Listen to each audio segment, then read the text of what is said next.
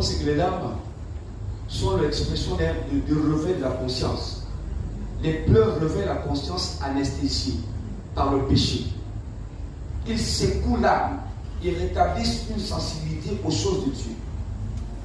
On ne pleure pas parce qu'on est insensible, mais on pleure parce qu'on est sensible. Donc les larmes sont l'expression de la sensibilité en nous. Alléluia. Amen. Nous sommes d'accord, non? Amen. Les larmes sont l'expression de notre sensibilité. Alléluia. Amen. Une conscience anesthésiée ne peut pas pleurer. Elle ne peut pas savoir que ce qu'elle fait est mauvais ou bon. Seule une conscience consciente peut pleurer et réaliser que ce que je fais est mauvais ou bien. Et une conscience consciente elle-même peut savoir que là je suis dans la volonté de Dieu ou je ne suis pas dans la volonté de Dieu. Ah, c'est mieux. C'est qu'en lisant ce verset biblique, on se rend compte que tout ce que Dieu a mis en nous est si puissant et tout a un rôle à jouer. Tout a un rôle à jouer. Les larmes aussi sont le brise. Les larmes aussi sont l'expression d'un brisement.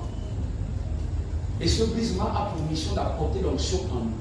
Celui qui ne vit pas un brisement ne peut pas expérimenter l'onction de Dieu. Parce que l'onction vient dans un pot qui est malléable. Alléluia. Amen. Alléluia. Amen. Vous êtes avec moi? Amen. On ne peut pas, je dis bien, ce pot ne peut pas se lever de lui-même et commencer autant pour moi à pulvériser l'huile l'onction sur les mains de quelqu'un. Il faut bien qu'il y ait quelqu'un qui le maîtrise. Alléluia. Amen. Donc quand on est brisé, on devient malléable entre les mains de Dieu. Et quand Dieu, par le Saint-Esprit, déborde en nous, l'onction de Dieu n'a pas de choix que de s'exprimer au-dedans de nous. Dans tout ce que nous touchons, dans tout ce que nous faisons. C'est pourquoi quand tu te déploies quelque part, là où il y avait la mort, l'onction apporte la vie, l'onction apporte la paix, l'onction apporte le sourire, l'onction apporte des solutions adéquates. Amen. Parce que quoi, tu es malléable devant le Dieu vivant. Donc le brisement est important. Alléluia. Amen. Alléluia. Amen. Pourquoi Dieu demandait à ce peuple de venir à là? Parce que Dieu voulait susciter un réveil collectif, une prise de conscience collective.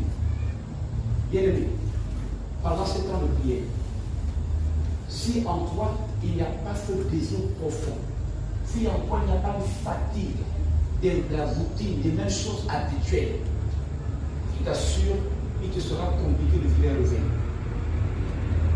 Il faut évidemment que tu sois fatigué de la routine, des mêmes habitudes.